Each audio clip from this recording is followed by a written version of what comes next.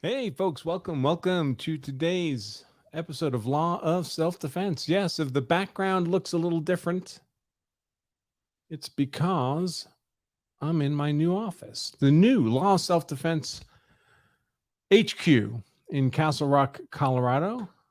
Let's see if things are working correctly. Can folks hear me okay? We have a new setup, obviously, new office, new internet, new all the things. All right. Something in the chat would be awesome. Let's see. This is YouTube seems to be working.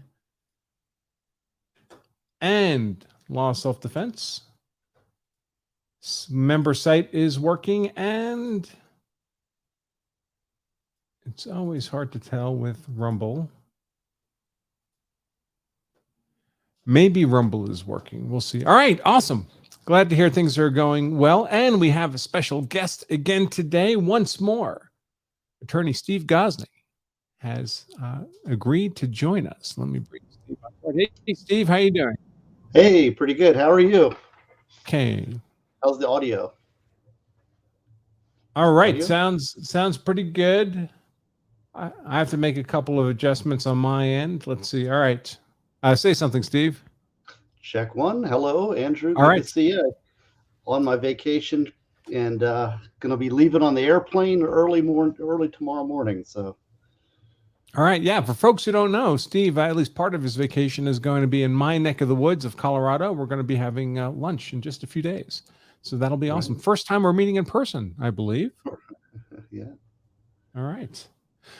All right. Well, thanks for joining us, Steve. I think this will be a relatively short show. I don't have that much to cover, really. And it's really kind of a, what might I call it? A technology assessment in the new office to, boy, that's the last time I put a picture frame up behind me like that. You can instantly tell if my camera's off even a degree. Your camera seems a little pixelated to me. I wonder if everybody else can see that. It seems a little, let me see. Resolution is fuzzy. Oh, yeah. Yep. Let's see. Hold on one second, folks.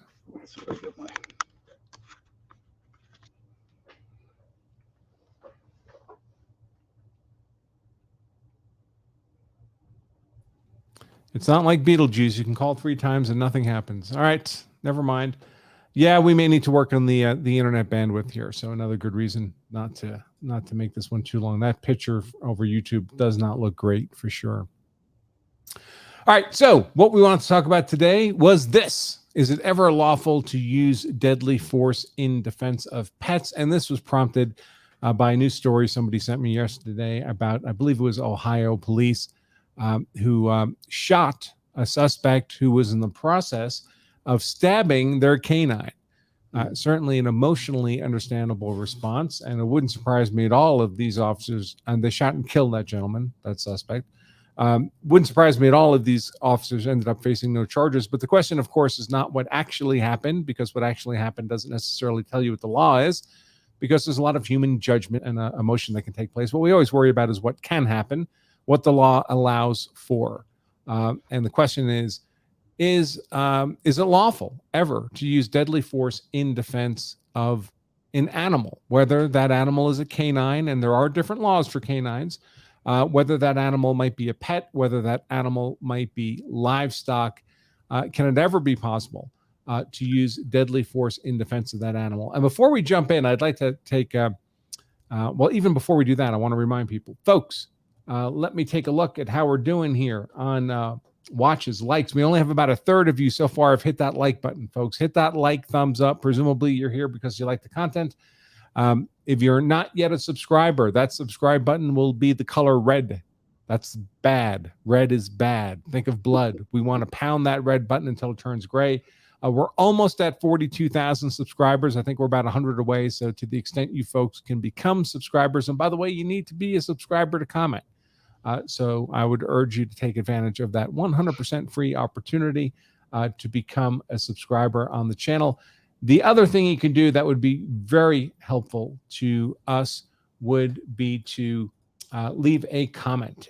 Even if the comment is just your city and state, it helps fool the YouTube algorithm into sharing our content more broadly, and that's why we are here, folks. Finally, if any of you would like to pose questions and have those questions have a prospect of being answered, they need to be in super chat form.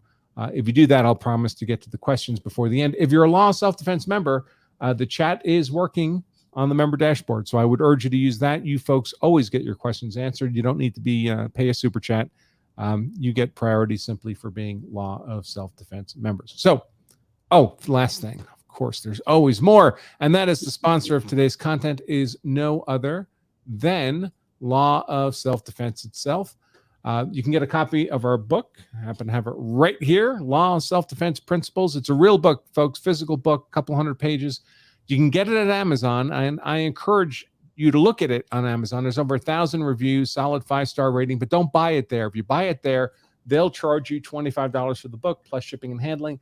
I will give you the book for free.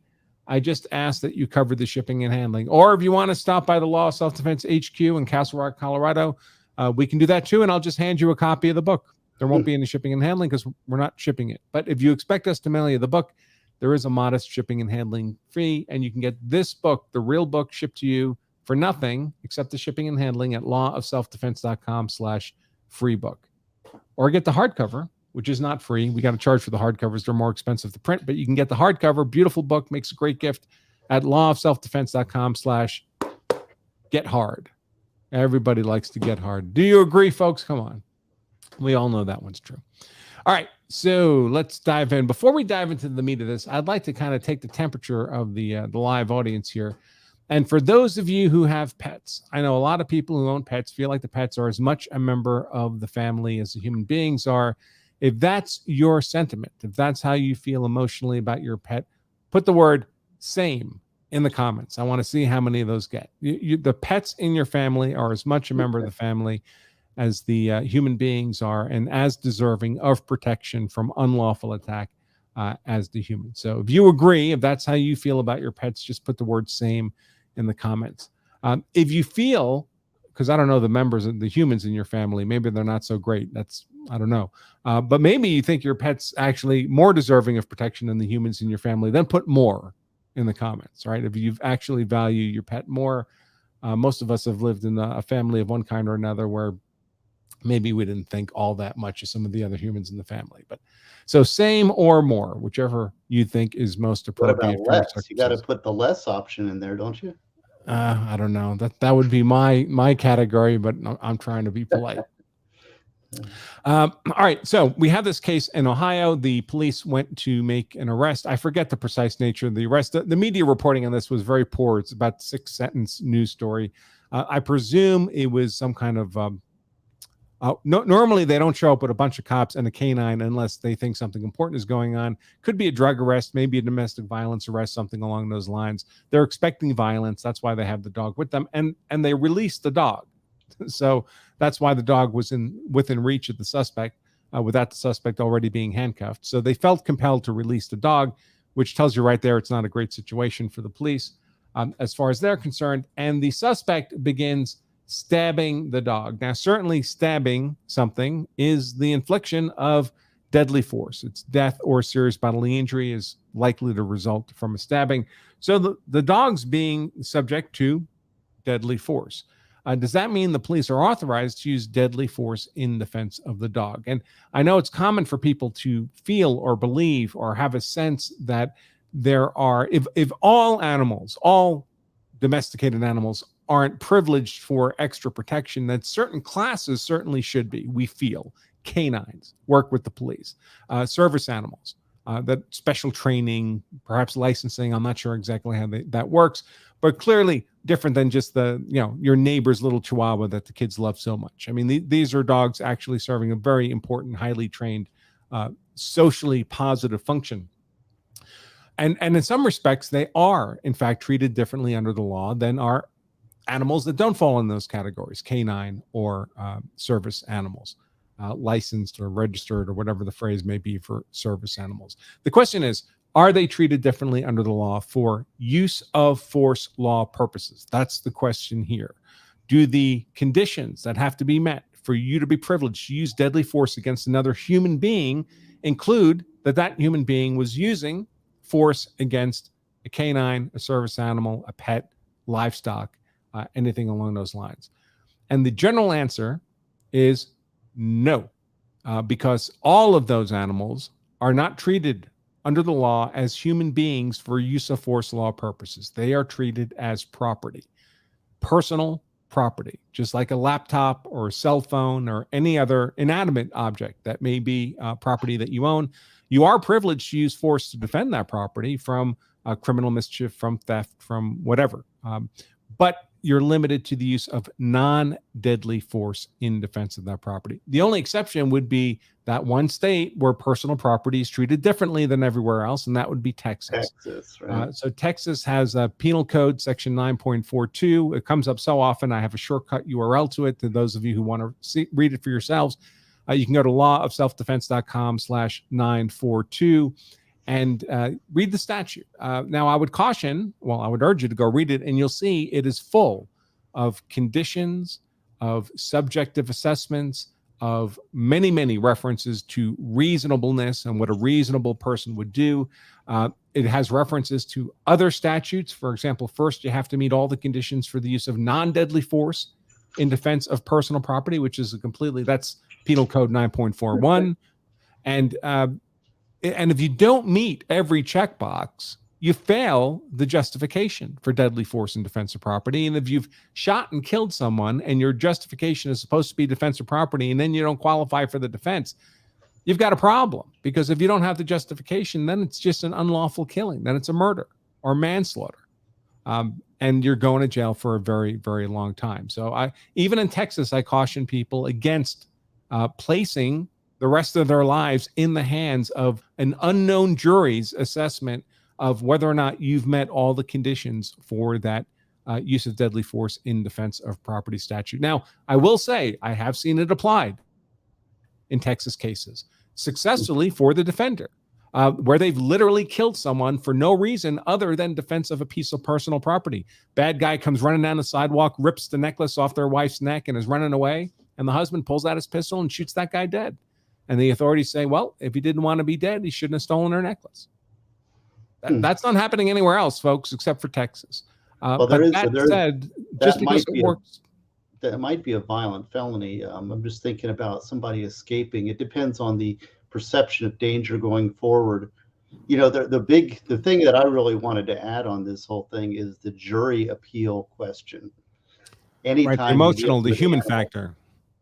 Yeah, anytime you're dealing with animals, and you can see by the chats and the people saying same, is that people hold their innocent pets and animals in a different category. And I know when we're trying cases here, you know, you can have child murder and, you know, robbery of little old lady and all kinds of things, break-in, home invasion robberies, and there's nobody in the courtroom. It's just quiet, no interest. You get a pet killed, any sort of pet killed, you know, even if it's a negligent kind of pet, boy, the jury, the people are packed, you know, the courtroom is packed, and you know, it's really always a difficult case from a defense side if there's a dead animal. I know that when I was a prosecutor under the previous administration, in our locality, we had you might remember the Xbox murders. It was 6 people were killed in the home over an Xbox. A fellow named Troy Victorino and a group of people invaded this house, and they also killed the dog. And the lead prosecutor on that, the guy with the death penalty, they said I remember the lead, John Tanner was his name. He said the reason they're going to give the death penalty is because the dead dog. Huh. Yeah, and I thought that was quite an insight. You know, you had 6 dead teenagers over an Xbox, and the emotional impact of a dead dog really puts on a different sheen. So don't ever underestimate the value, the jury appeal of an animal Right. So that's people being unsympathetic to someone who killed a household pet, right? Of course, what we're talking about, I think what most people in this audience, what I see in the chat is people worried about the kind of the reverse situation where they've killed someone else to preserve the life of over their an animal. pet. Right. Of course, if the dog is in your house, then you have the whole burglary situation, right? So the house situation If they might meet be all the conditions for that. So you're right. talking about things like the legal presumption of a reasonable fear of imminent deadly force harm. Sure, if they forcibly and unlawfully entered your home, then you get the benefit of that legal presumption, which I mean, it's always struck me, frankly, from a technical legal perspective, is it ought not really make any difference. I mean, you're presumed to be having acted in lawful self-defense until proven guilty beyond a reasonable doubt anyway. But I think it sends, if nothing else, it sends a message to the jury that, hey, the legislature has decided to offer extra protection to people who find themselves in this particular circumstance. But they do have to meet those conditions. So they have to have entered forcibly. They have to have entered unlawfully. They can't also be a resident of the dwelling, for example, or a variety of other things that might trigger an exclusion to that legal presumption of reasonable fear. Now, I had a couple other questions for you because this is an interesting topic, and I've never really dealt with. I've never dealt with a situation where a suspect has killed a canine officer or attacked with a knife, and never dealt with that situation specifically. Are there statutes that give added value or added make that canine actually an officer, so that are there statutes like that in the United States? I'm not So sure. there are statutes that place a greater value on the animal. So it's common, for example, the states have a statute saying, hey, if you just walk down the street and shot somebody's dog that was a pet, that's going to be a crime. It'd probably be a misdemeanor. But if you shoot and kill a canine, they'll make that a felony. So it could be a class 2 felony. I think I looked under Florida law. I don't have the tab open anymore, but I think it qualified for 15 years in prison under Florida law, that's a lot of time, folks, over the death of an animal. But the legislature's decided we will place a higher value on the life of this canine than we do for just a typical household pet or even livestock. But that doesn't change the use of force justification dynamic. So it doesn't give you a greater authority to use force in defense of that animal. And I know I see Shane here in the comments mentioning forcible felony.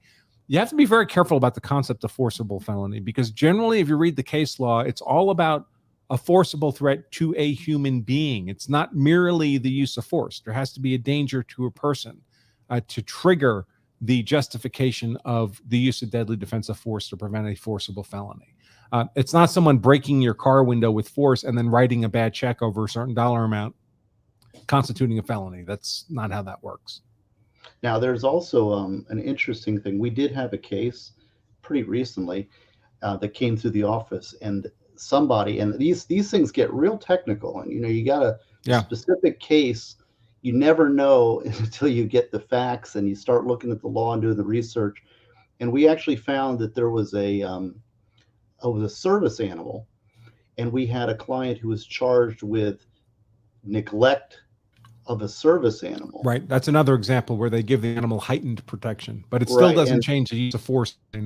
But it was interesting because there's a whole statute governing service animals, and our client was not the service animal's owner.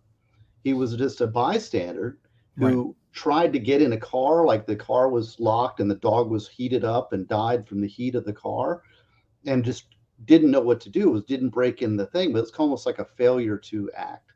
But we found a statute that said that there is no duty for the service animal's owner is the one that has the duty of care. Okay. So it was an interesting, like I said, when you get into these fact scenarios, and I guess that's why you pay lawyers or don't pay them if you're a public defender. But is that you get into it and you find, well, let's see if there's a statute here. And you ask the question and you come up with these fascinating little rivulets of somebody. There was some case somewhere at some time, and some legislator passed a law, and then here it is on the books, and you've never hit it before, and then here you are dealing with it. And by the way, folks, I run into this. A lot of people ask me about livestock. Is there a special provision in law that would allow the use of deadly defensive force in defense of livestock? And I think we're all flashing back to cowboy movies where you shoot the rustlers trying to steal your cows and so forth. And I'm open to the theoretical notion that such a statute could exist, but I've looked for it for 10 years, 15 years, and I've never found one. Now, it's the kind of statute that it wouldn't be surprise me if it wasn't in the justification section of the code, that if it was some in weird agriculture part of the code and I've just never run across it. But I've been asking people for more than a decade, if you know of such a statute, bring it to my attention, and nobody ever has. And Well, I've looked, I've searched, and I can't find one. Might be in that Texas. That might be part of the thing about Texas, because I mean, you think about in the Old West, if you are, cattle rustling was a death penalty offense. Yeah, or stealing a horse, right? I mean, that Right. could be a death sentence from the person you stole the horse from. Because if you're in the Wild West and you are living, hand to mouth in the hard West, and having an animal, cattle or a horse, that is your survival. People don't realize that property insulates us from nature and death. We live in this world of riches, and especially in America, and it's like, well, it's just, it's a new, let's write it off, it's a number, write them a check. But back when you're all alone out the fields, somebody steals your horse and your cattle, it's pretty serious.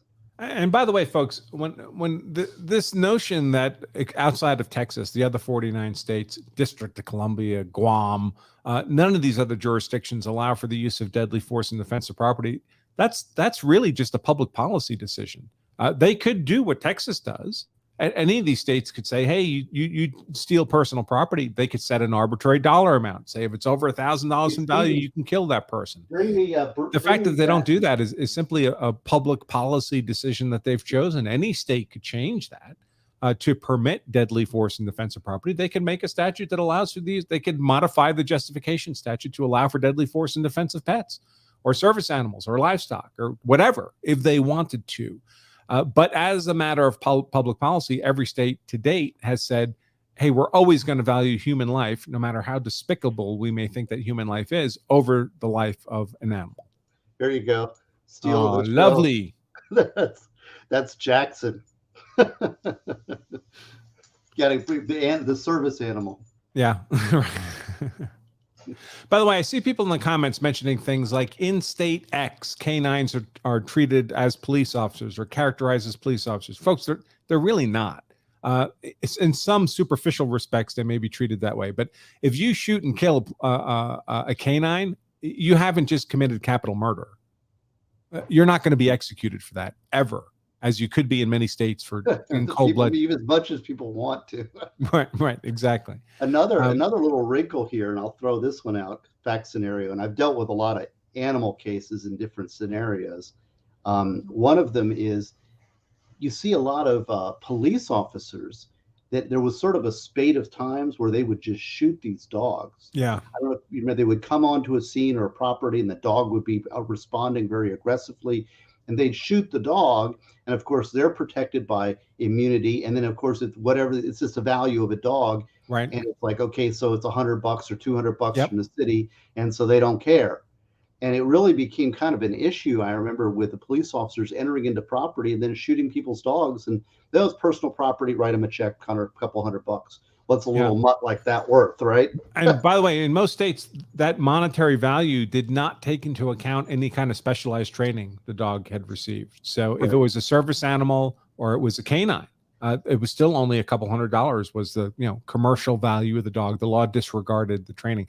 One of the first things many states did to place a higher value on certain categories of animals like service dogs and canines was to begin to allow for the collection in damages of the cost of the training, which very quickly escalates things from a couple $100 to many thousands of dollars in training for a canine, for example. But they're still not treated like human beings. And there's a lot of, I would say when I was in law school, I actually studied a case, and it was a dog who was put on a Delta flight, and the dog froze in the hold of the airplane.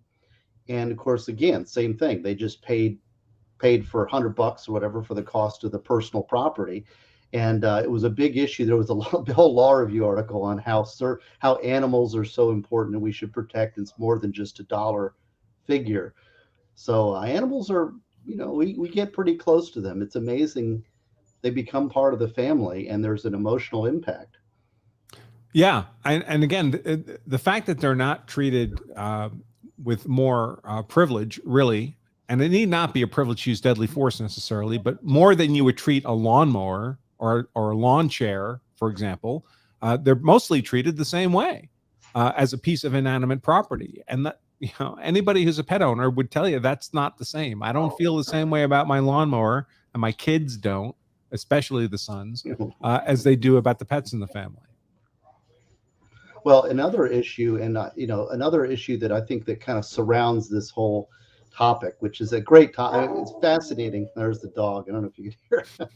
um, the is the fact if you're walking your dog and you get attacked, where another dog attacks your dog, are you privileged to use deadly force? Can you pull out a gun or shoot the dog, or how do you deal with that situation? Or even if it's a dog that's kind of loose on the street, you're walking with your leash. That's a very common scenario, and maybe you could address that.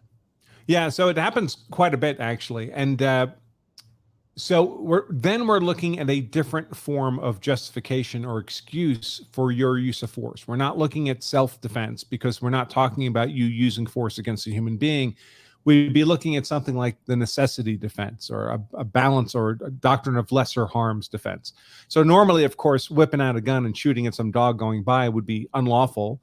But if it was necessary to avoid some greater harm, and you would argue the greater harm you're avoiding was the death or maiming of your own pet, that would be a defense that you could raise in that circumstance. The problem where people get into trouble is if they're using a gun and they don't live in the woods or on the ocean and they're firing a gun in a community.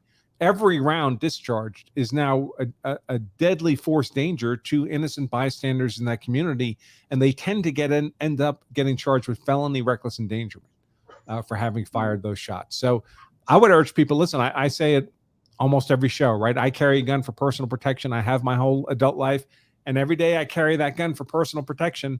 I'm also carrying my lots of stuff, but my OC spray as well. Hard to get out of my pocket when I'm sitting down. OC sprays, it's not magic. Works okay against most people most of the time, not magic. Works better against dogs. Dogs have a lot more mucous membranes in the front of their face than humans do. Again, it's not magic. I mean, I'd probably want more if I was fighting off a 90-pound pit bull. Right. But you have to use your judgment. Animals are very fast, and people don't realize how. And they're hard to shoot, by the way. I mean, even with a gun, we all imagine we're going to shoot a dog and it's going to stop, but they're fast. They're moving around a lot. They're easy to miss, and we don't normally train to shoot down at a small, fast-moving object. I mean, that would be. I've actually done it, but it's a very unusual training exercise. Well, another wrinkle, and something that I suggest to people if they're walking their dogs, is to have an electrical shocker type thing, because we have that. We plug it in, and one of the things is that sometimes just charging it, you can push the button on it and it will make an arcing sound. Yep. Just that sound is frightening to animals. So you can, if you've got a dog that's menacing you, you can pull it out and make that shocking sound, and that can frighten them away. So if you have to, if they lock onto you, you can always hit them with it. But that's one of my ideas. What do you think?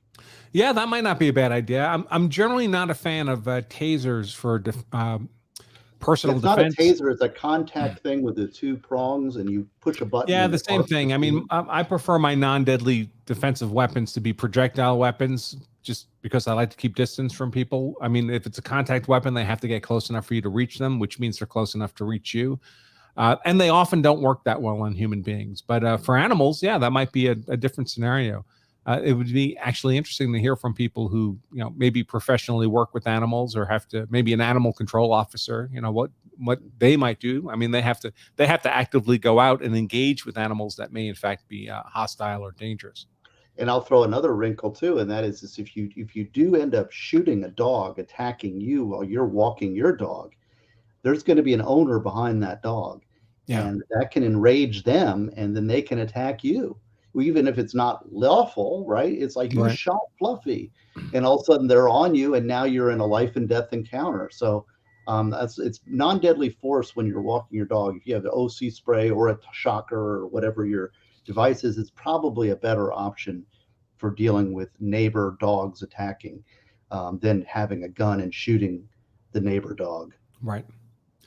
And by the way, folks, for those of you holding out hope that if you've shot someone, who killed someone who was trying to hurt your dog, and you feel that if you're put in front of a jury, no jury would ever convict you under those circumstances, first of all, you're mistaken. Juries are dangerous and unpredictable creatures. We don't know what they'll do, and they're very carefully instructed by the judge, and that can take away a lot of their at least perceived discretion. Now, the truth is they have basically unlimited discretion, but they're told they don't. They're told to follow the instructions as given to them by the judge. And you may get a lucky break, and the jury rather, may be sympathetic and may decide to return a not guilty verdict, even though a guilty verdict might have been appropriate on the legal merits. But here's the thing, folks. By the time you get to jury deliberations in a killing case, you're out hundreds and hundreds of thousands of dollars, assuming you have the money to spend. And if you don't have the money to spend, you'll wish you had it for your legal defense. So that's a very, very costly, get out of jail card. It's not get out of jail free.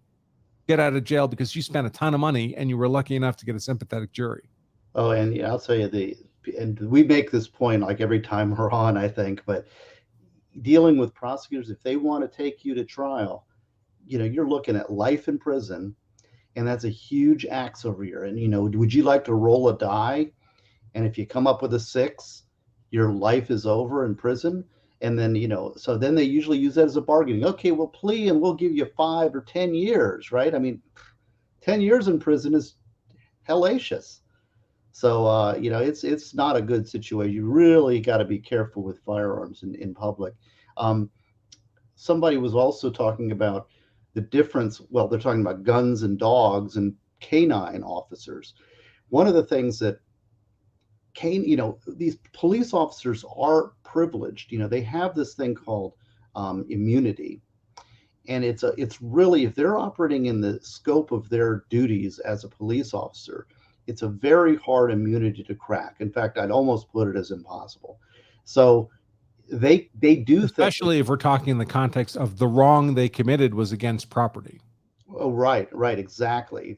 So, it's wrong. It's a judicially created doctrine, and I don't know if you ever read Glenn Reynolds on Instapundit. Sure.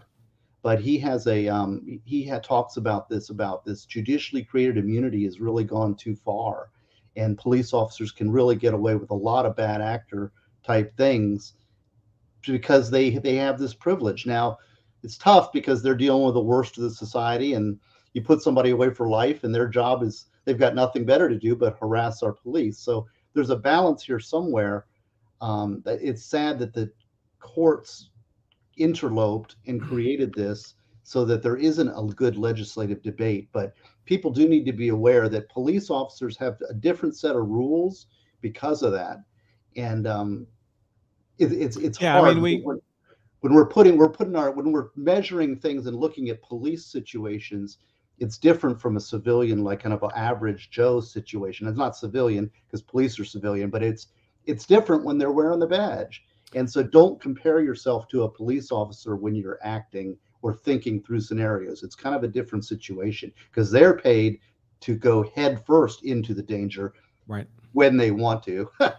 Right. That's the biggest difference. I mean, the elements a police officer needs to, the legal elements a police officer needs to satisfy to justify a use of deadly force, the elements themselves are the same as for a non-police officer, but the flavor is different. So, for example, the element of innocence says you can't have been the unlawful initial aggressor in the confrontation, but police officers can be the initial physical aggressor in the confrontation because it's not necessarily unlawful for them to do that. They're allowed to use force in the course of their duties to compel compliance with an arrest, for example.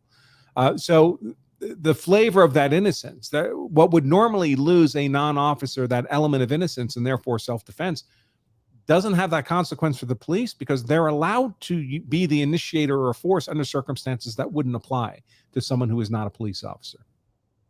And of course, anytime a cop goes hands-on with somebody, I mean, that could arguably be a claim of a battery on that person.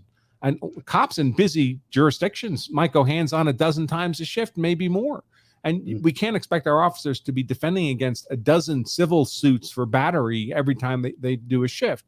So there's a place for qualified immunity for police officers. Unfortunately, like many legal doctrines, it becomes extrapolated to a point that seems beyond reason. And I think you're right. It's much the same as we have with many other judicial created legal doctrines, where it's a couple guys in black robes doing this basically on a whim, without the kind of debate and discussion and argument that would happen in a robust legislative argument about this kind of doctrine. And legislation, when the legislature deals with it too, they pass a law, and then there'll be situations, and then they'll adjust the law. They'll tweak it here and they'll tweak it here.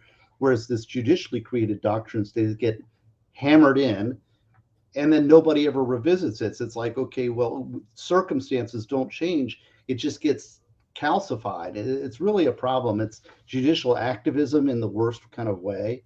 And then you also get the situation, like, look at this shooting, the school shooting in Texas, where the officers did nothing, prevented the parents from coming in. And that was a horrible situation. And they're like, well, we don't have to act. We don't have to. So there's no where's the legislative prerogative there for failure to do your duty? Right. So there's a balance, and I think that good actors, police, and citizens, and there could be a debate to really talk about it, but it really needs to be in the legislative domain, I think. Yeah, and unfortunately, the quote unquote remedy for egregious abuses of qualified immunity is often cast as, well, we give the officer qualified immunity, but his department's still on the hook. They're not necessarily given qualified immunity. The trouble is, to go after the department, you're really talking about a Section 1983 federal court case, and no one's going to do that over property damage. They're going to do that because someone's civil rights were infringed in a serious way, mostly because they were killed or paralyzed or maimed in some horrible fashion, because that's just the threshold for bothering to go to federal court in the first place. Right, exactly. So have we fully covered the animal subject? Let me think. I think we probably have. Did you have something else you wanted to bring up? No, I'm going to think about that. I don't know if I have any other really good case examples of animals that I can talk about. Let me see what I have here. Check out the super chats quick. Yeah. So how's my image look at this point in the broadcast? A little better? It was kind of going in and out, but now it looks pretty solid. Yeah. I like your painting, although you need to move it a little bit so it's off kilter. I know. So we literally just moved in yesterday, so we don't have anything on the walls yet. I threw that up 15 minutes before the show just so there wouldn't be a blank wall behind me.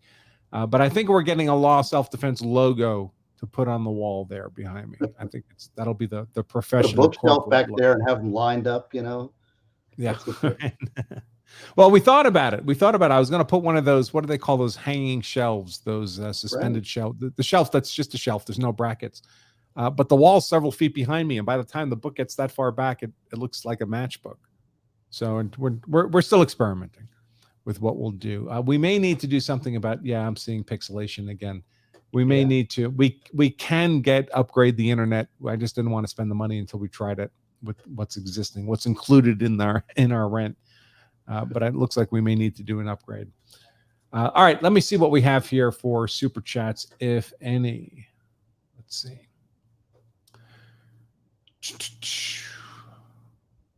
Rick Nikita. Is that you, Rick? Is Rick in the comments?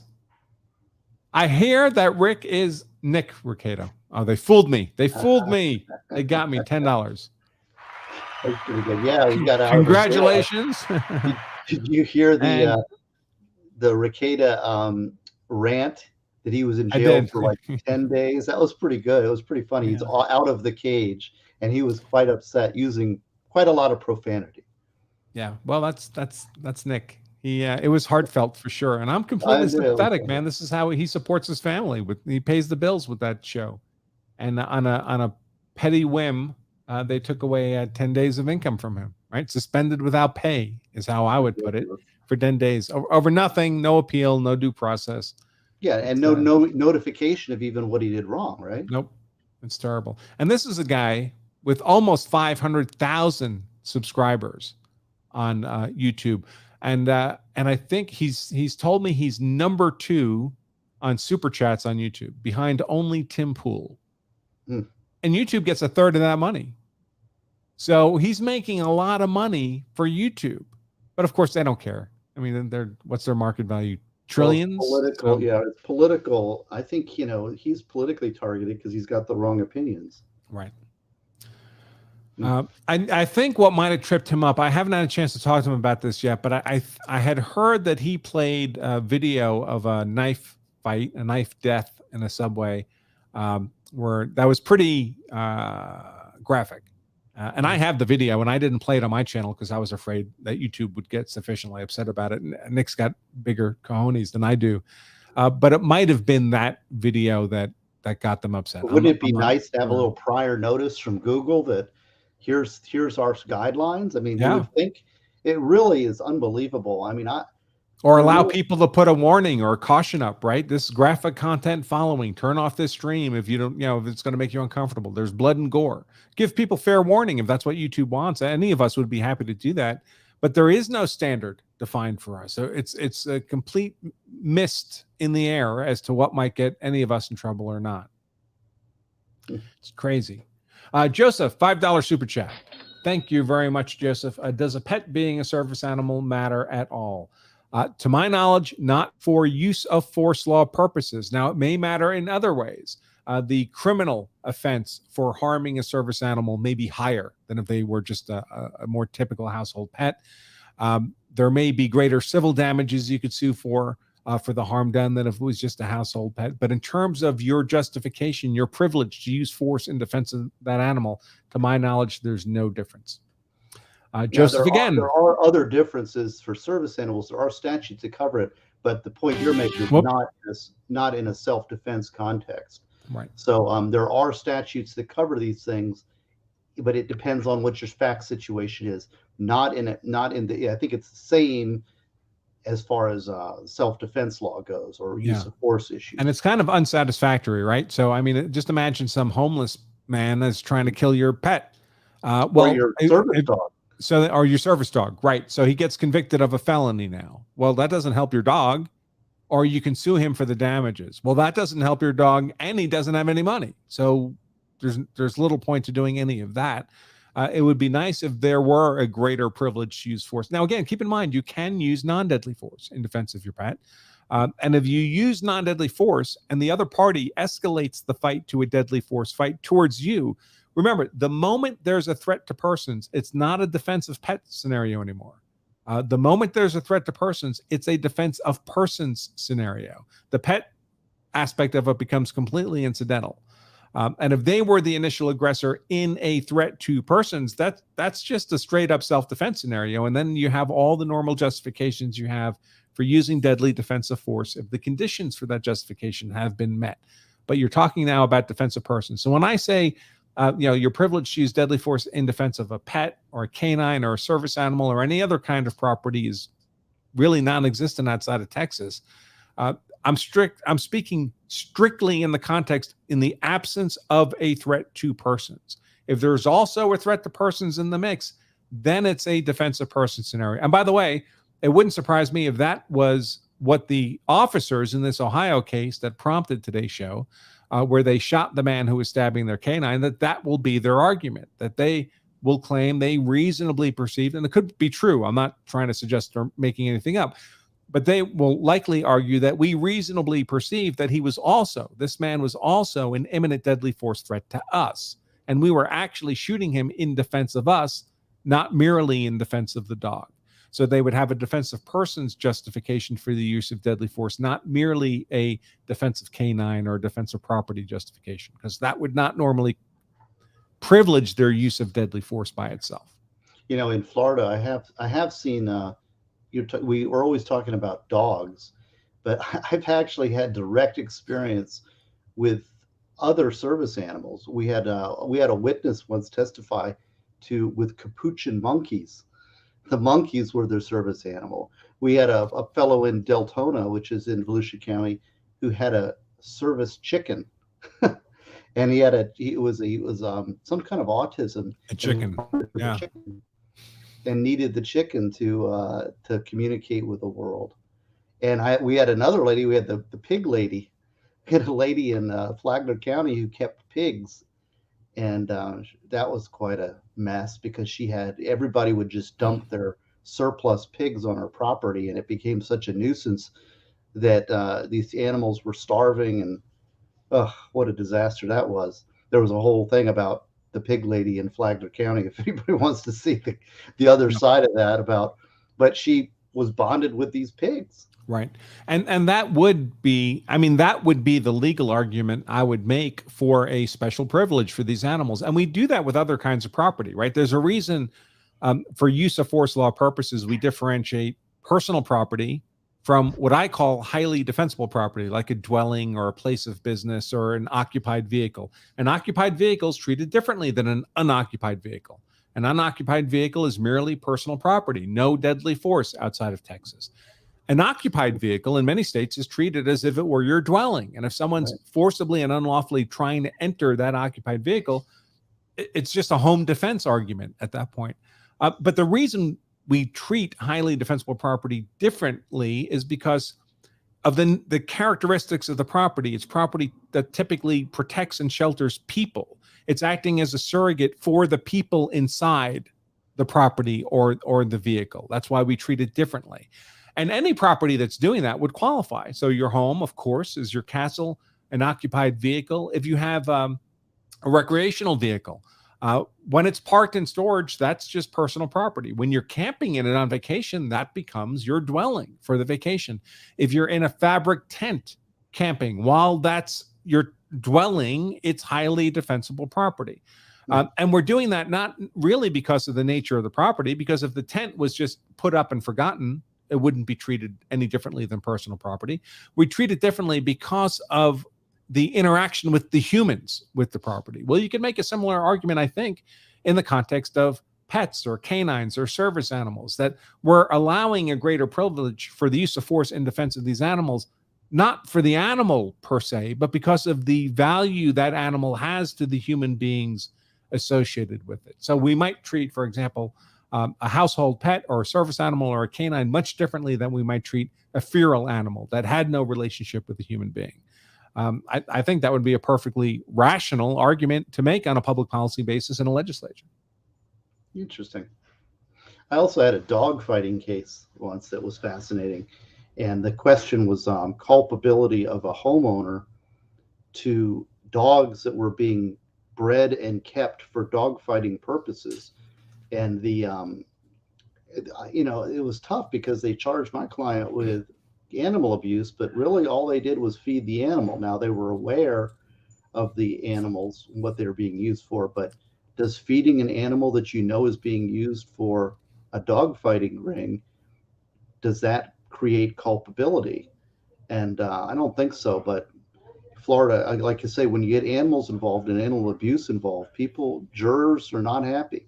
Yeah, and there's a lot of states have laws around animal fighting organizations in particular because of, well, how horrible they are, and they're very offensive to most people's moral way of viewing the world. But even that doesn't change the use of force law dynamics. It doesn't create some additional privilege to use force against a human being in defense of those animals. But of course, gun fighting, dog fighting, animal fighting rings in particular tend very quickly to become nuisances to the community. And so people get upset and the legislature responds accordingly. Interesting. It's an interesting topic for sure. So let's see. Let me do a refresh here on the super chats. And I'll go over to the Law of Self-Defense member page as well. Let's see. Joseph, a second super chat, $10. Thank you, Joseph. Writes, if I'm going to roll the dice with the jury, hurting my spouse, children, and pets are a close third, just for the emotional sympathy of a jury. Well, folks, I always say, don't get into fights you don't need to be getting into. The stakes are really high, right? The stakes are possible death, dying in the fight, the physical risk, and going to prison for the rest of your life without possibility of early release. Those are very high stakes. There are things worth those risks, right? Dying, being maimed, being raped, having any of those things happen to your wife or your children. Those are all things worth taking those risks for, but it ought to be a pretty short list. Now, where pets fall on that risk for you on a personal, emotional level is one thing. that may vary from person to person, but what the law allows you to do in defense of those pets is very, very different than what the law allows you to do in defense of human beings. That's just the way the law is. Al Favra, $5 super chat. Thank you. Says animal cruelty is now a felony in Florida. Would that make a difference? We have to distinguish, folks, between the aspects of conduct that might qualify for some criminal punishment on the one hand, and whether or not that conduct meets the conditions or triggers the conditions for you to use force on the other hand. Those are two completely different sets of legal analysis. So someone could be punishable by many, many years in prison for conduct that does nothing to trigger any justification for your use of force against that person. Two different things. The mere fact that their conduct is unlawful doesn't mean you're privileged to use force against them to prevent it. And this is interesting. This also kind of brings up an interesting angle, because coming at it from a defense position, a defense attorney is going to look at whatever facts are presented and try to make it as pro-defendant as possible, right? So even if it's not in conformity with the law, you're going to make those arguments to jurors and to make your best argument. Now, what you're saying is exactly right, which is you've got to be cautious. And then, but what happens is that then downstream, they land in our lap, and then we're making arguments like, well, animal cruelty is a violent felony and he was aware. And then that's a jury argument and a way to put your hat on your client of a white hat and to try to get a not guilty, right? Yep. So what a lawyer can argue in court is different from what you're saying is like, what's the best advice to stay out of court? So if you can make the argument, okay, let's say I can make that argument. I'm happy to make the argument. You're already losing because now you've already been prosecuted and you're facing criminal penalties, as opposed to better to be cautious up front. And then if you're as cautious as you can be, that gives you a lot more defenses on the back end for the defense attorneys to work with, especially when you don't open your mouth and you ask for a lawyer in that situation, right? So it's different. There's kind of this dichotomy. I'm the trial guy, and yes, maybe I can argue that, but you don't want to be thinking that when you've got your gun and you're using force, right? And hope that the judge will allow you to argue that. Right. It can be. I mean, technically speaking, it's not a relevant argument, right? It's not based on the legal merits, right? As a jury will be instructed, it's a pure sympathy argument, and we have to keep in mind, folks, that we need to prepare not for what the system might do to us if it's feeling favorably disposed, right? Maybe the judge loves animals too, and he'll let your defense lawyer make these emotional arguments to the jury. Maybe you're, in all other respects, you're a white hat defendant, and this is the only issue that might trouble anybody. But maybe that's not the case. Maybe you're of one race, and the other person, the person you shot and killed, is a young minor of another race. And now that's the whole case has become politicized, and they're arguing you didn't shoot in defense of an animal at all. You did it because you're racist. Now you have a bigger problem, right? Because you may think it's about a dog, but they're casting it in very different terms. And also, the dog that is the mean pit bull that's attacking your child in the street, as soon as you kill that dog, believe me, he becomes the family pet, and it's fluffy, right? I mean, he was just turning his life around, you're trying to say? Right. About to start a rap career? The prosecutors, they'll just take, it's the same with the victims. When you've got somebody who's a shooting victim, they become, and like I think you saw in the Zimmerman trial, right? In the Zimmerman trial, with the kid that was killed there, was kind of like his later years, he wasn't quite as cute. But all the pictures that you saw around Florida were of him with a hoodie, at 12, angelic, and with little Skittles and things. Right, it became this halo on the head. The same thing happens in an animal killing. Right. No matter how vicious and ferocious he is, when you're confronting him, once it's dead, best dog ever. Yeah. Never heard of it. I did want to circle back to a comment I saw earlier. Someone mentioned the case of Herald Fish, which isn't a case I covered. Herald Fish was the defense name in this case. Herald Fish was out hiking in the woods, and he was confronted by a man who apparently had substantial mental problems, and the man with the mental problems was accompanied by a pack of unruly dogs with him. And so the confrontation began with the dogs, and I didn't cover the Herald Fish trial in real time. I've read about it after the fact, and it's been years since I looked at it, folks. So if I get any of these details wrong, forgive me. But my general recollection is that Herald Fish was walking through the woods, just hiking, getting some exercise, and a pack of dogs ran at him in an extremely aggressive manner. And he was on a trail that was like a ridge, so he couldn't just go to the right or the left. He was basically stuck on the trail. The dogs were charging at him in a very aggressive manner, and he was carrying a 1911 in 10 millimeter, so a relatively powerful handgun. He fired a round into the ground to frighten the dogs, and they apparently got frightened off. They ran back in the direction they came from, but they were running back in the direction of their owner, the man with a history of mental illness. This man either didn't like the fact that Herald Fish scared his dogs, or perhaps believed that Herald Fish had fired at, maybe killed one of his dogs. But the man with the mental issues charged Herald Fish. And apparently he was very large. Herald Fish was an older gentleman, rather frail. And this man who attacked him was much larger than he was. Again, Herald Fish couldn't really run away. He couldn't get off the trail. He was stuck where he was. And he fired a single round from his 10 millimeter 1911 into the other gentleman's chest and killed him. And then he made him as comfortable as he could while he was still alive. He lived for a short while afterwards. Herald Fish hiked out of the forest, immediately turned himself into law enforcement, got help for the guy and so forth. But he was prosecuted for a killing charge. I can't remember now if it was manslaughter or some degree of murder. And he was convicted. And then he appealed. I believe it was affirmed on appeal, and then he appealed again. And eventually his conviction was overturned. But by then he had spent 5 or 7 years in prison. His health deteriorated further. And within a couple of years, my recollection is within a couple of years of having been released after the second appeal, he just died. So the last 3 years of his life were spent in prison over all this. And I raise that as an example of someone who probably thought he was doing something reasonable. In his case, when he fired that shot, it was into the ground in the woods. So it was not in a community. He was not likely actually committing reckless endangerment of anybody under those circumstances. But nevertheless, what ended up happening was that triggered this confrontation with a human being, and he ended up being compelled or feeling compelled to shoot and kill a human being, which resulted in him spending the last few years of his life in prison, even though ultimately the legal system found his shooting to be justified. Wow. Well, I had a client who was innocent and did 6 years in prison until his case got overturned and he got out of prison. He had to plead to a felony, but got time served and got out of a life sentence.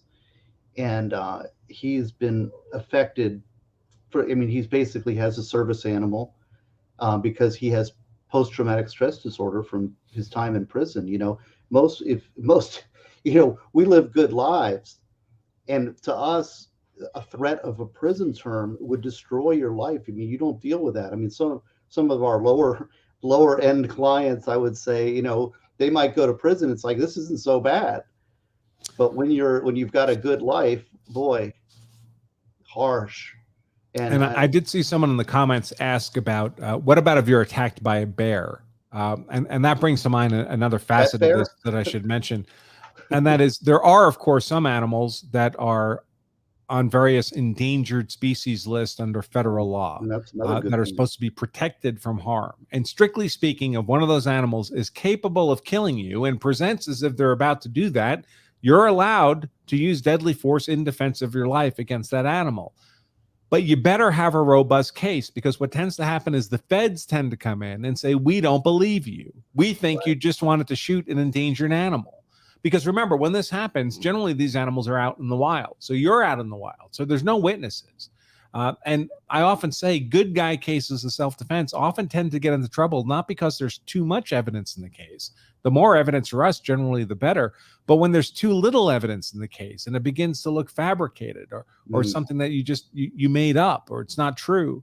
And if you're out in the woods all by yourself and you've shot a highly prized, endangered federal animal under federal law, the federal authorities are prone to come in and say, well, whatever you might have been subject to under state law, we're bringing federal law to bear against you, and we're going to make you take a felony hit for having killed an animal because we just think you wanted to kill the animal. And Interesting. Yeah, let's I face don't it, if you're practice. fighting off a bear, you're either defending yourself before the bear gets a hold of you, or you're not defending yourself. So often it's a Right. case where you have no injuries to show anybody because Mm. you effectively defended yourself before you got eaten and digested and turned into bear poop. Another good point. Yeah, I don't practice federally. As you know, I'm a Florida appellate lawyer, so I do criminal appeals for public defender's office. But my board certification is in criminal trial law, not appeals. And so I've tried a lot of cases in Florida, but hadn't thought about that. But that's a very good point. That when you're dealing with endangered species, now you've got to deal with the feds, Right. and they don't take kind because you've got a lot of animal people in those positions of bureaucratic positions, and they're looking at you not as somebody trying to protect their life from the angry wolf, but a wolf killer, Poacher. a poacher. Yeah. Right. Yeah, it's interesting. Um, what was somebody had asked too about why would somebody plead guilty if they're actually innocent? Well, when you've been convicted, and then you have two failed appeals. I won the first appeal, had another one. We had a second appeal, lost that. Then it went to a 3850 motion. So at the point you've spent 6 years in prison and you're facing the rest of your life in prison, and they say you plead to a felony and you'll get out of prison, you plead to the felony. That's why an innocent person pleads. Right. And you don't know how it's going to go. I mean, it's like if your doctor did a scan of your liver and said, hey, we found a lump in your liver.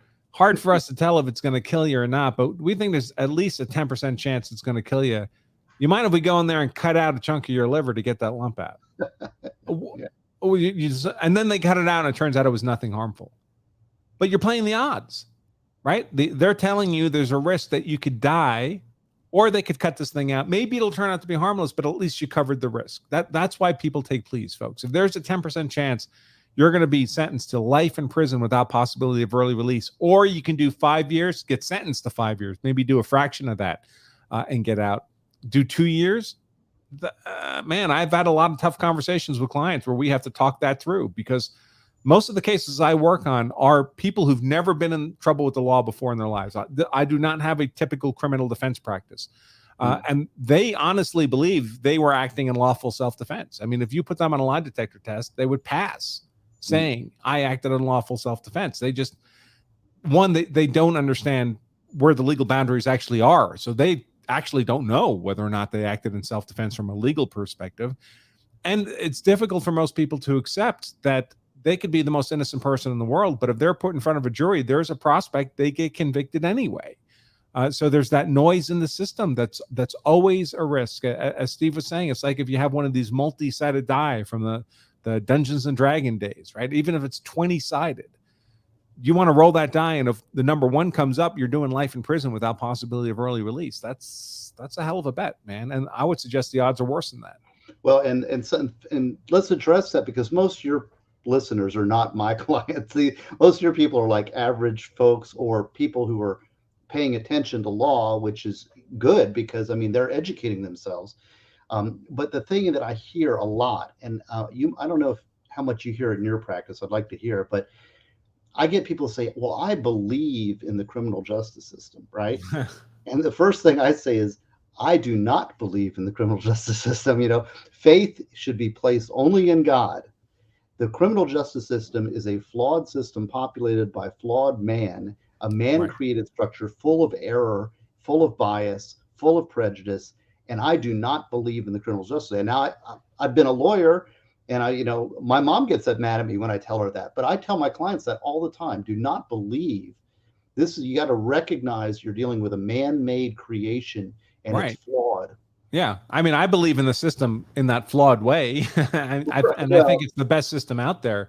But certainly it would be foolish to believe that it's somehow inherently going to arrive at the truth. I mean, it's not even designed to do that, really. I mean, we're just trying to get as close to the truth as we can, but everybody in the system knows that it's imperfect.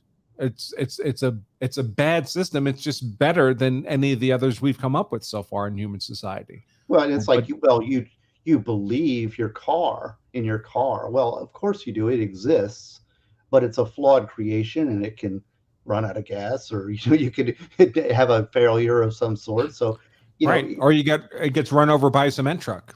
Then it doesn't right. matter how So, good it was. right, right. Let's see. A super chat. Let me see if I can answer this guy's question. I presume it's a guy. Donald sounds like a guy. Okay. Reload, please. YouTube. Okay.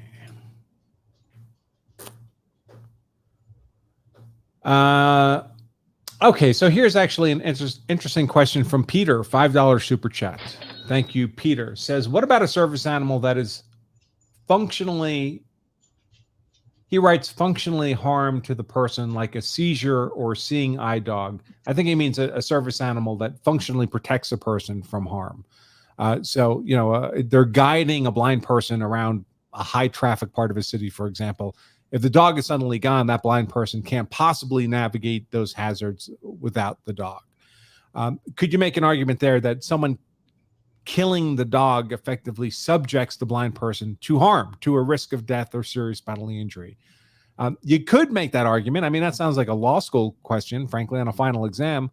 But I'm not sure it gets you anywhere, because it's hard to imagine a scenario where that's the case, but the person being put at risk would still have a practical means of defending the animal. I mean, the blind person isn't going to be firing shots at someone who's trying to hurt their dog, for example. Yeah, it's very fact dependent, and that's kind of what you do in And law the danger school. being created would need to be an imminent danger in order Well, to. who are they saying is being creative? The defense attorney or the prosecutor? It sounds to me like that's a creative prosecutor there. And creative prosecutors usually don't go very far. I don't think that that's a quality I would attribute to prosecutors generally, is creativity. Well, you can imagine someone saying, all right, imagine I'm the blind person and I have Right. this dog and someone tries to hurt my dog. And if they do that to the dog, there's no way I can get the 2 miles back home without getting run over by a car. Would I then have a privilege to use force, deadly force, in defense of my animal, because the person trying to harm the animal is putting me in imminent danger of Is this harm? a super chat? Because this is a Super chat. far off afield. I mean, for this scenario to actually happen would be quite unusual. Right. So, but I think a more practical scenario that still wouldn't raise justification, but I think what people might be imagining is, look, I have this animal, this service animal, for my emotional health. I have PTSD, and this animal prevents me from being in a very bad mental place, perhaps a mental place that's really actually dangerous for me from a medical or psychological perspective. So loss of this dog is really harm to me. So under that scenario, would I be justified in using deadly force in defense of the dog from harm? And the problem there, folks, is even if we believe all of that to be true, and I wouldn't contest it, I know people with PTSD who have service animals for just that person, and it's life-changing for them to have that animal. But the danger that's being created is not an imminent danger. It's something that would develop or unfold over time. And the law would say, before you're privileged to use deadly defensive force against someone, we'd expect you to take those alternative steps to ameliorate the risk. Maybe get another service animal. I know they're expensive. It's not that easy to get one, but that's what the law would say. You have alternatives other than the imminent use, the immediate use of deadly defensive force. It's just not a necessity under that circumstance. Well, and I think that the way we could analyze this is, let's look at it the Andrew way and the Steve way, right? So the Andrew way is how to keep yourself out of trouble and in front of a jury is to be cautious, right? When you are not that and you've used force, and then you come over to the defense and here I'm having to defend you in a trial, sure, it's an argument. I mean, if that's really what happened and that's really your defense, then the defense attorney is going to do his best to make that appeal to a jury, and maybe a jury would buy it, maybe they wouldn't. But if you're over on my world, you're losing. So you're better off over at Andrew and listening and being cautious. So the answer is, I guess, you could probably craft a defense. And whenever we're crafting a defense, we're always looking to what actually happened. What is our best? We'll put the best hat on our client we can. Let's put him in a situation where see it from here. And that's called a golden rule violation, but you do it all the time, right? What if you were in that situation? And try to make it as reasonable and close to the truth as you possibly can, because you're trying to sell a jury. And if a jury sounds like that's some defense attorney came up with this and it's garbage, you're going to lose. But if it's close to reality, then you have a shot. So, but you're better off you're better off in the Andrew world, which is not acting, because if you have the choice, like what you were saying, if you're actually thinking I have a choice here, you're better off not shooting, because the choice, if you've got the choice, you use the force to prevent your death or imminent bodily harm, right? That is what you're looking to use deadly force to do.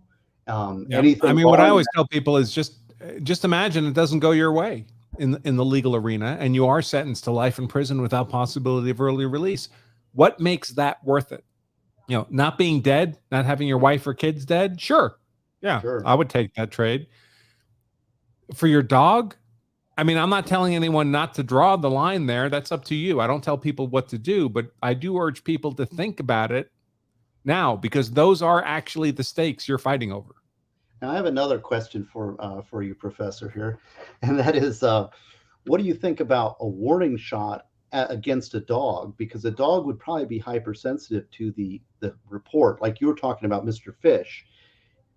But that's not a bad strategy. Instead of shooting the dog, if you scare the dog off, isn't that better than killing the dog? The trouble is, if there are other people around, you're very likely to be faced with a felony reckless endangerment charge. So in Fish's case, I think it was probably not a bad move, because he was in the middle of nowhere. And the ground was dirt. You know, it wasn't asphalt or cement where rounds go skipping off. You never really know where the round's going to end up if it's going off a hard surface. Into the ground, I mean, you know, bullets skip off dirt too, folks. But if you're pointing straight down, it's probably okay.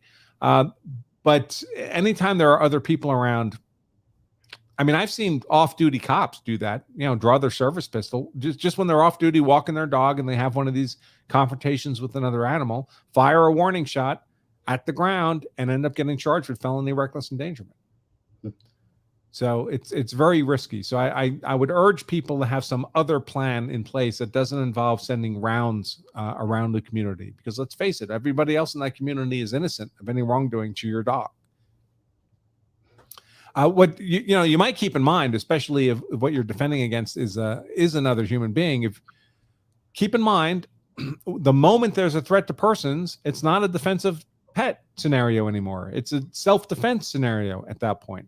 And if you're walking your dog on a leash, presumably the dog's not that far from you. And someone who's a threat to your dog might reasonably be perceived as a threat to you too. When you're explaining later why you were using force, you might want to place 150% on the emphasis on I was defending myself, and negative 50% of the emphasis on I was defending my dog. Because one of those is a much more robust legal argument if, of course, it's supported by the actual evidence. Well, and this is the unpaid legal advice also, is never, if you fire your weapon, do not talk to the police. You say, I want my lawyer, I want to remain silent. If you're in your home, you say, this is my home, I have a permit, but I want to talk to my lawyer and remain silent, and obey that. Don't talk about facts of the case or anything that happened except to your lawyer. That means not to your wife, not to your jailmate, not to the judge, not to anybody. If you fire a gun and you find yourself in faced with police, say, I want my lawyer and I want to talk to him, because everything you say will be held against you in the worst possible way. Anything positive will not be used. I mean, really cannot emphasize that enough, that if you fire a gun and you're in a sticky situation, you're not talking your way out of it. The police are going to do what they're going to do, and you don't really have a control. You're not going to talk your way out of it. You can talk your way right into prison, though. Yeah. So say it's one of these mixed scenarios where it starts out as an attack on your dog and it ends up as an attack on you, and you defend yourself, and the cops show up and they say, all right, tell us what happened. And you go, well, the guy attacked my dog, and then it stops there. Well, later on, that cop's going to testify in the witness stand, and the prosecutor's going to ask him, well, did the defendant tell you why he shot that guy? And of course, normally out-of-court statements are hearsay, not admissible, but here we have a statement against interest. It's one of the many exceptions. The cop's going to say, yeah, he told me he shot him over the dog. Well, that's a problem. And then you say, I shot him over my dog, but I want my lawyer. Well, what they'll do is they'll chop that statement off.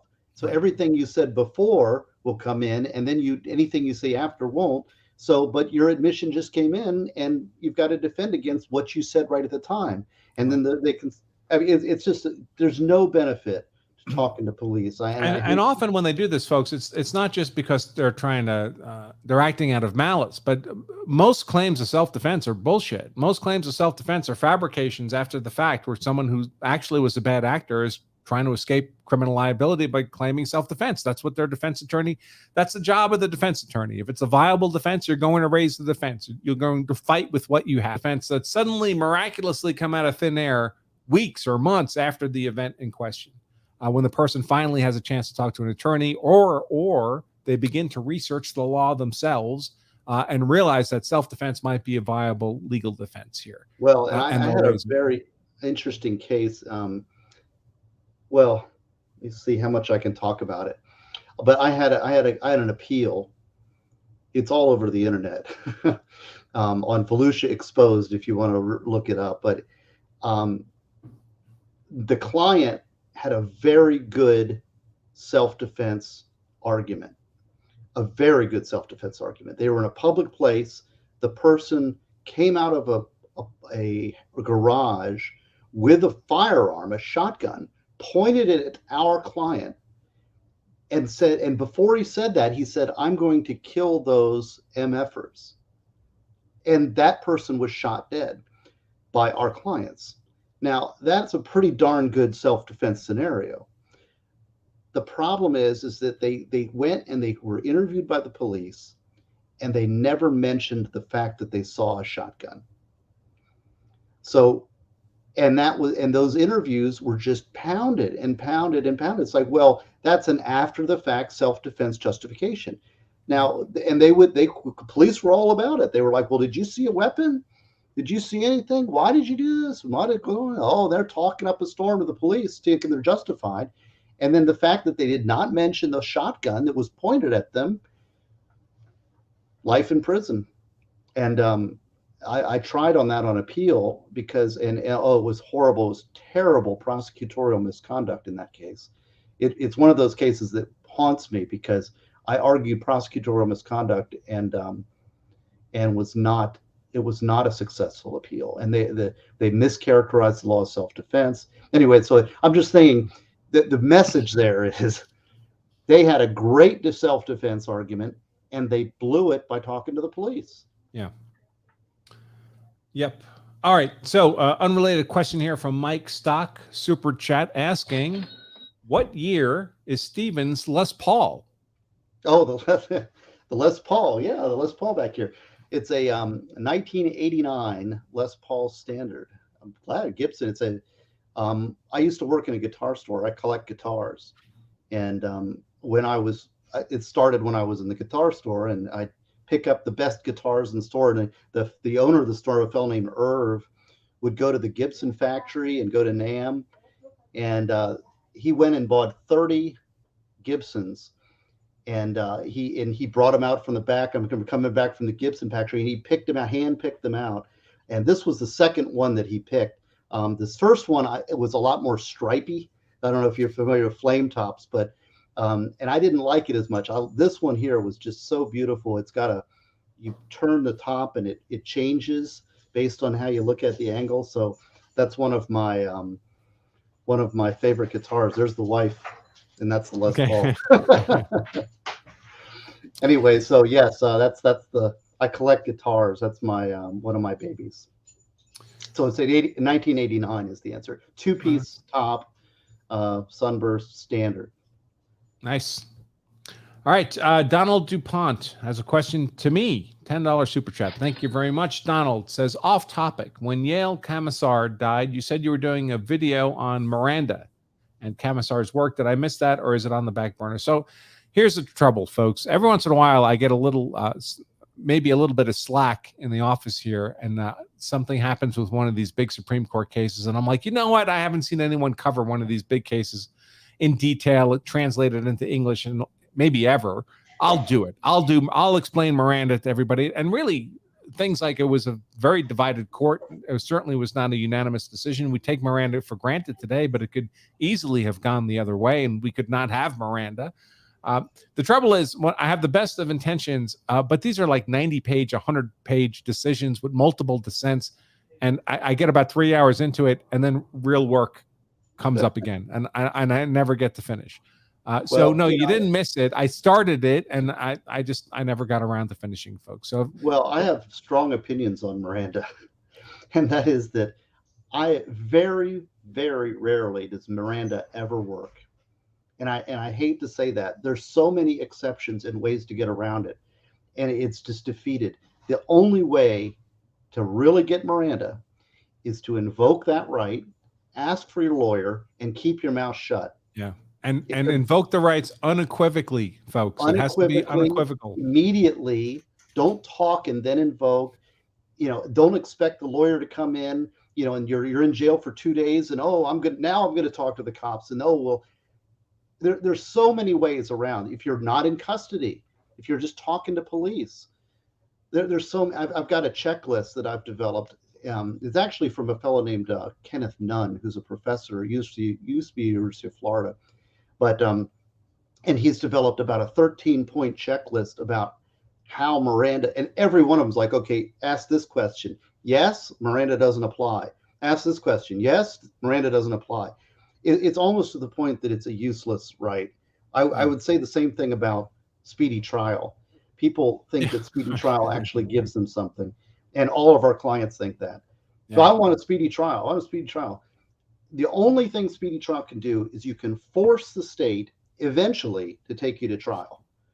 As far as somebody getting out of prison or getting away with something because of speedy trial, almost never happens. So I've heard it said, and I don't know if this has any credence or not, because I've never done drug cases, but I've heard it said in some drug cases that the labs are so backed up in getting the findings back on the drugs that if you push hard enough for a speedy trial, you can get to the trial decision before the prosecution has the evidence they need to use against you because it hasn't come back from the lab yet. But I don't know if that's legal rumor or myth or what. And this is the kind of thing. Well, the problem is all of our clients go back in the jail and they talk to each other and they think they figured it out. What happens, and I was a prosecutor, so I know this, right? You send the drugs off and drugs don't come back. All right, so you got a client who demands speedy trial.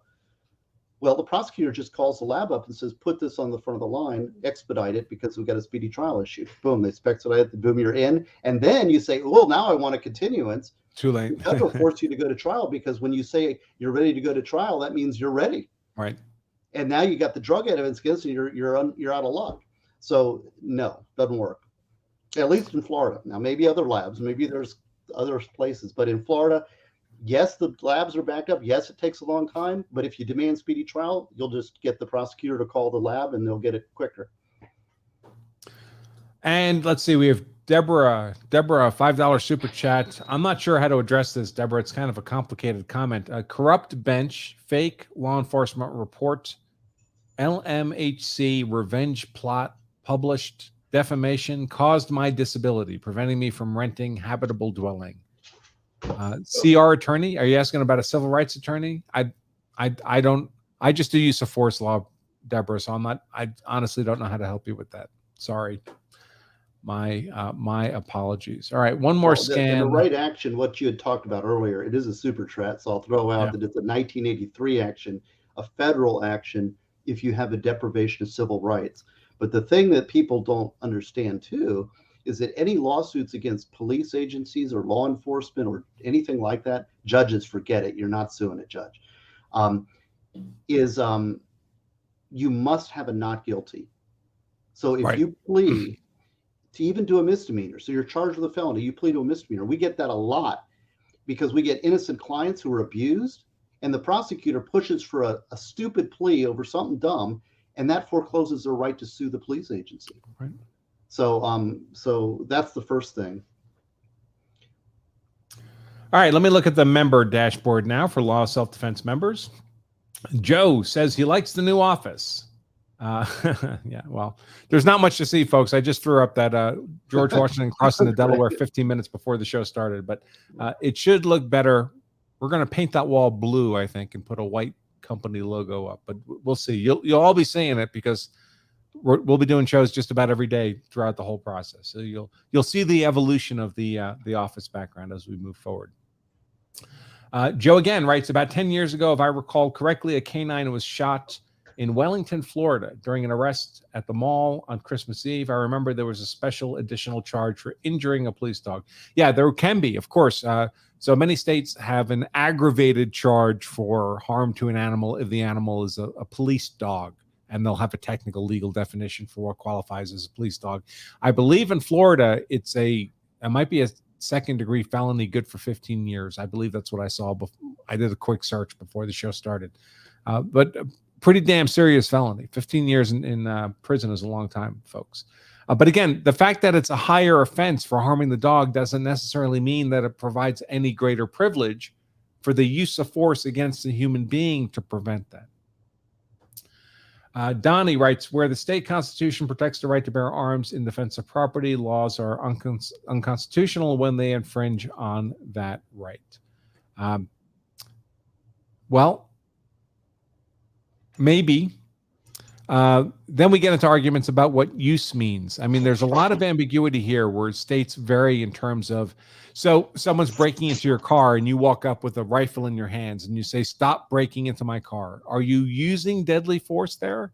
The Commonwealth of Massachusetts would say yes, because you're threatening the person with the use of the force, and we're going to treat the threat the same as we treat the actual discharge of the weapon. Other states or some prosecutors' offices might make a judgment call and say, well, we're not going to call it use unless you at least pointed at the person. But that's generally not in statute and not in law, folks. That's just a judgment call being made by somebody. And it's very risky to rely on what they might do if they're favorably disposed. We have to be prepared for what they could do if they're not. Steve? Yeah, well, threatened use of force, displaying a firearm is very dangerous in a lot of ways. I mean, I'm a fan of concealed carry, and if you pull, you have your life is threatened, or the life of your family or the life of another, you pull it and you use it.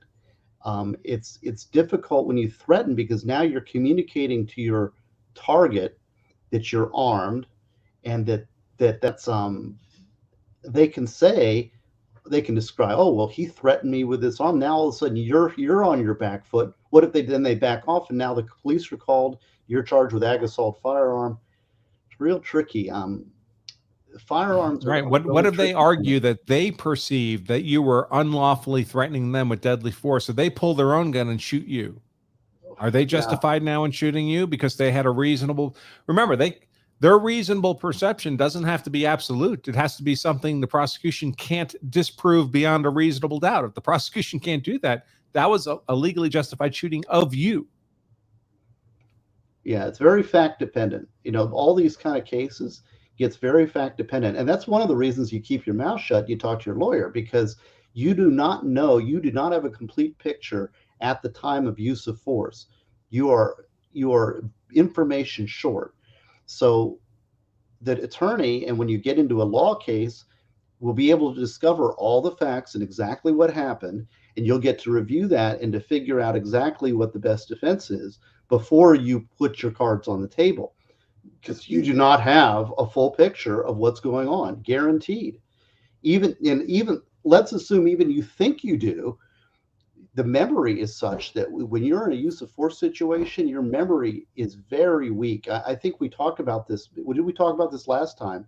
That perception in a high stress situation is very warped. You get tunnel vision. You don't see what's happening. And so just think about it right now and decide for yourself right now. If you're in a use of force situation, that's a high stress environment. You are not going to have a good vision of what happened.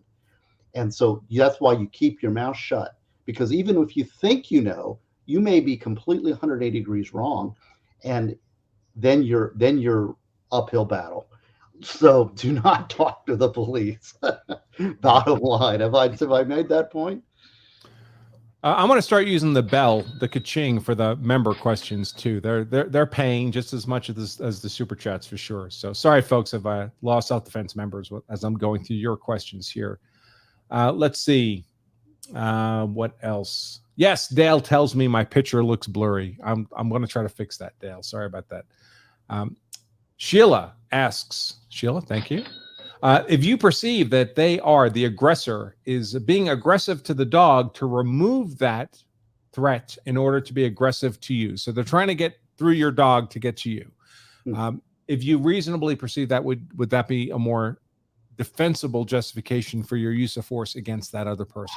The answer is yes, if you can reasonably articulate that. So remember, folks, these perceptions, they can't be speculative or imaginative. They have to be reasonable. And reasonable means you're applying your powers of reason to actual evidence. You're not just making shit up.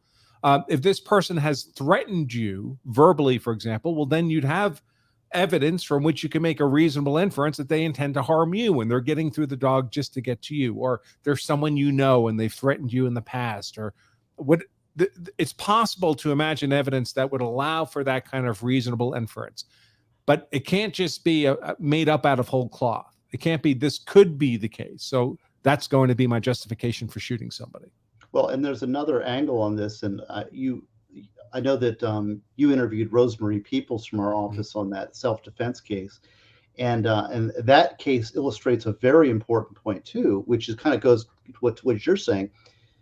Is not only do you have a misperception of what happened, so do the others that are involved. So if you have witnesses and eyewitnesses, not only that, but those people may be biased against you. In the People's case, that was a not guilty self-defense with a firearm against an unarmed person.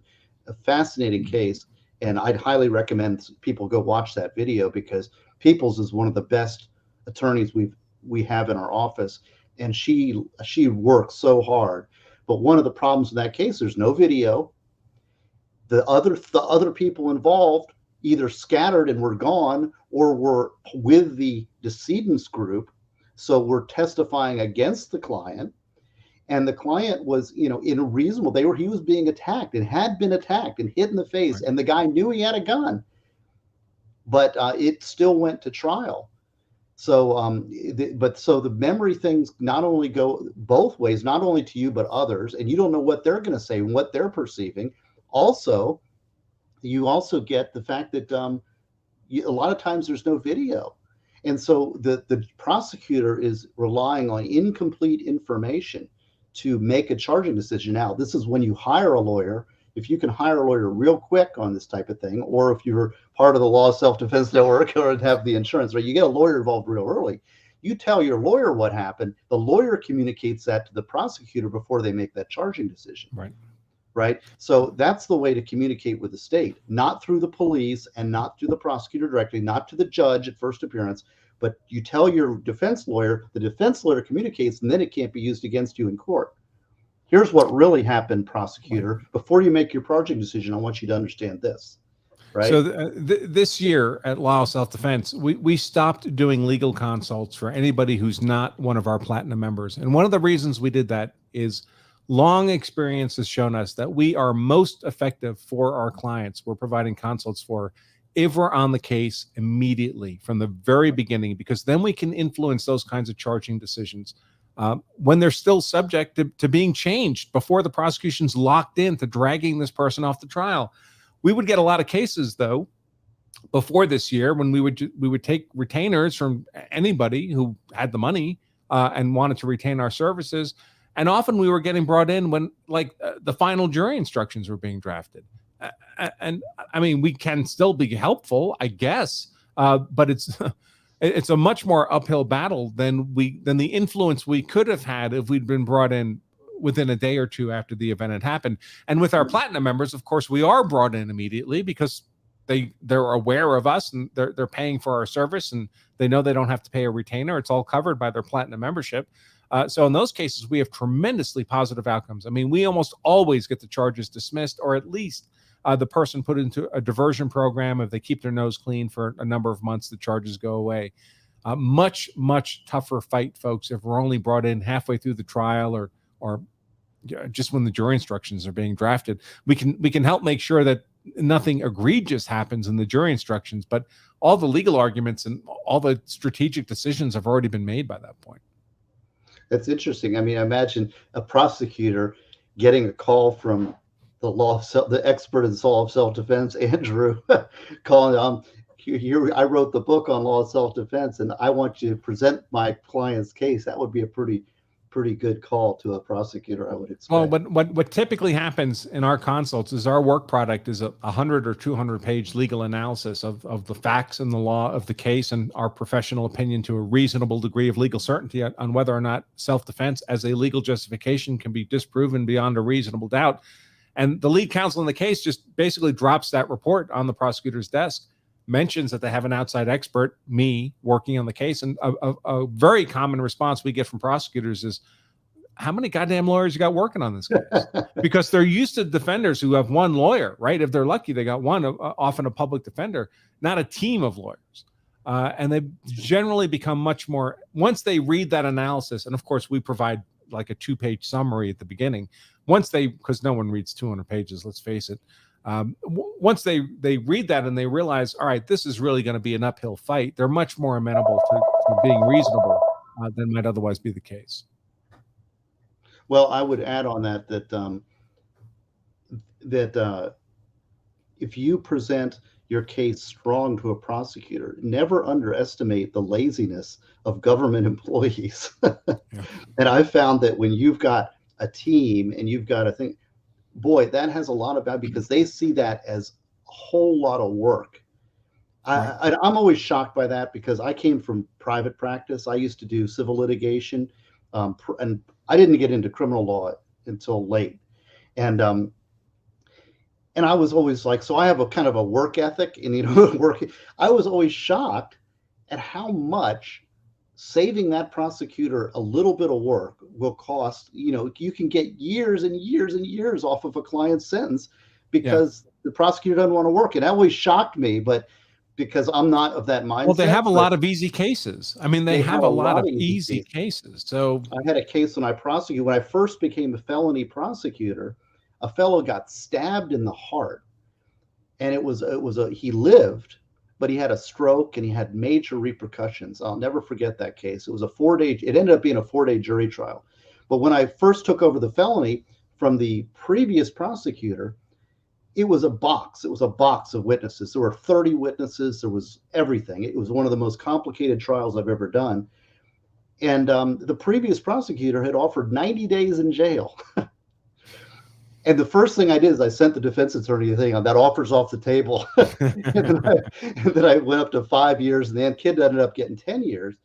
But it was the reason for that low offer was because it was too complicated. The old prosecutor that had left didn't want to deal with all these witnesses and all this coordination and all this work and these experts. So he's making this lowball offer.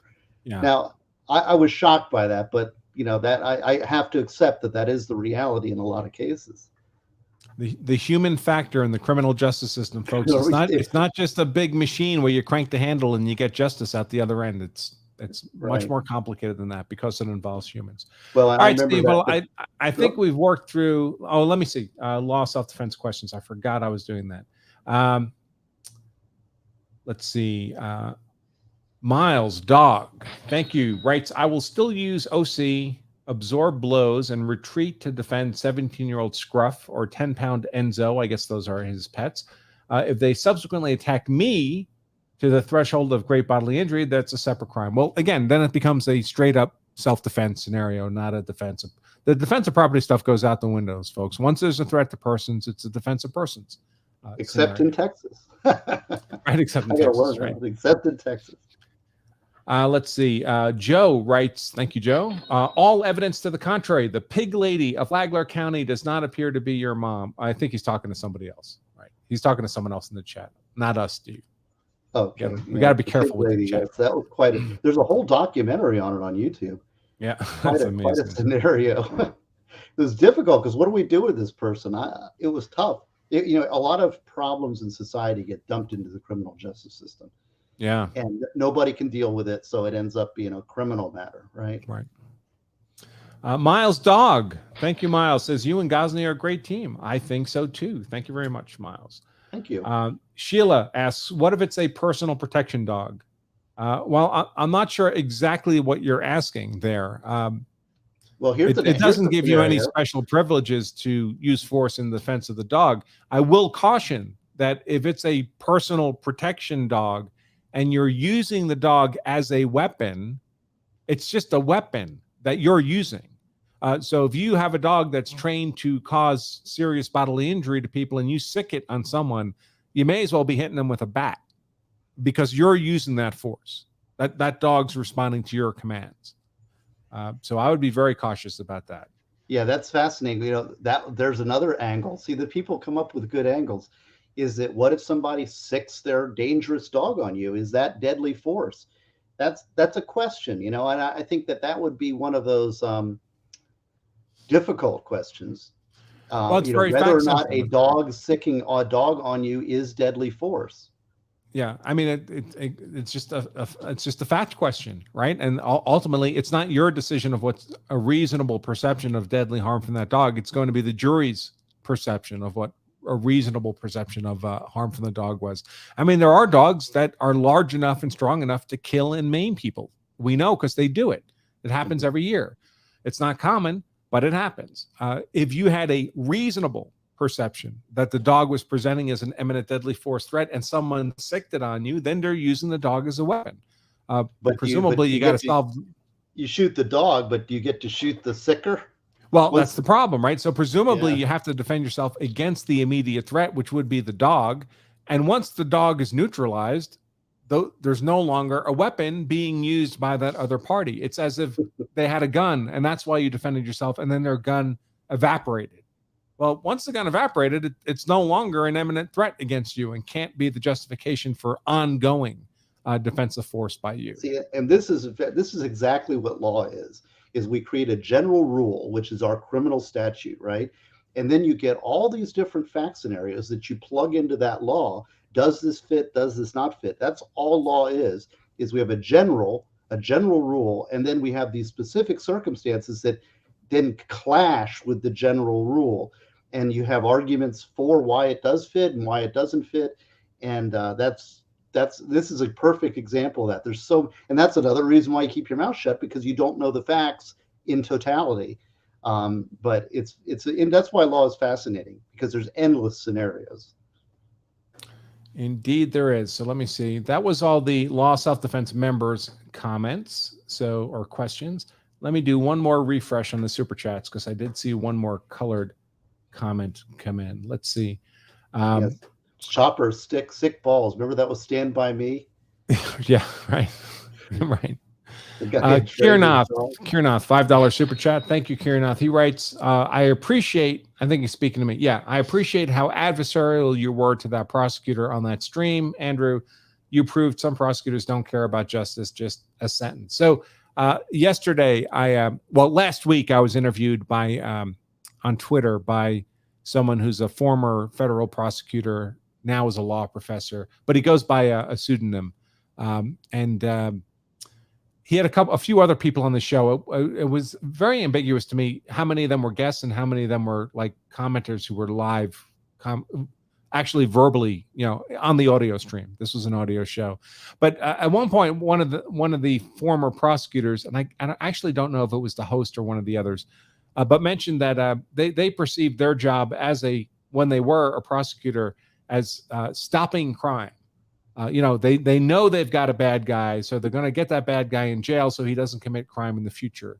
And I was not favorably impressed by that position. In my view, prosecutors don't wear capes. Their job is not to stop crime. Their job is to prove people guilty beyond a reasonable doubt if they can do it. And if they can't do it, well, that's the limit of what their role is supposed to be in the criminal justice system. Not somehow finagle some kind of conviction because you're afraid the guy's going to commit further crimes in the future. And by the way, in this narrative, he was dealing mostly with drug offenses, serious drug offenses. So I have no doubt that these people were likely to re-engage in drug dealing down the line. I mean, I'm pretty sure the recidivism rate among drug dealers is about 200%. But that's not a reason to put people in jail. We don't do the minority report here, or we ought not. So anyway, that's what that comment is apparently responding to. That happens a lot. Prosecutors, a lot of them are hard right out of law school, and they don't. and this is a generalization. There's to be a good prosecutor is very difficult, but a lot of them are right out of law school and don't have a good understanding, I would say, of life and humanity. They're young, and they think that they're going to solve the world's problems or crime by prosecuting, and it's not really. The prosecutorial function is one of punishment. It's punishment for an alleged crime. Somebody does something bad, the state does something bad to them as retribution or as punishment, and there is a collateral idea of segregation, kind of basically taking these people out of society, the worst of the worst. But most crimes that are prosecuted are not those people. Most of them are just average folks. You know, the people that are that percentage that are causing a lot of the crime, that is not the bulk of the cases that are prosecuted. And I really, you know, one of the main things that prosecutors must do is enforce the law. And that means obeying the law in the courtroom, not prosecuting when you can't prove beyond a reasonable doubt, dropping a case when there's a possibility of innocence, obeying the law when you're doing your closing argument, disclosing the evidence when you should, not cheating, not endorsing police lies. All of those things are upholding the law. And a good prosecutor will do those things. But sadly, a lot of them are just, they have this white hat mentality that they're the good guys. And it's just not the case. You know, that's, you got to go into the law with some humility. And I'm afraid that it's a human thing where it's populated by human beings with all the flaws they have. And one of them is that self-regard. And I'm the good guy, right? Everybody thinks they're the good guy. Yep. Yeah. I mean, I know it's not with malice. It's for the most part, they believe they're providing a social good, right? These are, I mean, you deal with enough of these people and you know they're bad actors, but that's not the way the system is supposed to work. Well, and it's a system. You have a judge is supposed to call the balls and strikes. Defense is supposed to advocate for their client to the best of their ability. And the prosecutor is supposed to be an advocate for the justice and for the law, and prosecute, like you say, convicting those who are guilty beyond a reasonable doubt by admissible evidence. When they cheat that, they're cheating the law. They're not performing their function. Same thing with a judge. If you've got a pro-defense judge or pro-state judge, that is not a good judge. A judge should be calling it based on the way he sees the law and applying the law fairly, whichever way that falls. And so, you know, very rare, like I think I've told you this too before, is that very rarely is it the defense attorneys that are not advocating hard enough for their clients. Usually the system fails, that adversarial system fails when the other legs of that stool are broken. Yeah. Well, I would agree. Maybe I'm biased, but that's my perspective. By the way, folks, for those interested in that interview, I did put a recorded version of it up just yesterday. Yesterday's law self-defense YouTube content was that interview. So you can find it on our, just go to lawselfdefense.com/YouTube. You'll find it there. If you're a law self-defense member, we put it up as a blog post and a podcast for all of you. By the way, folks, we do have a podcast. So I think if all these videos, we pull out the audio stream and we make it podcast content. Let me see if I have a shortcut to our podcast.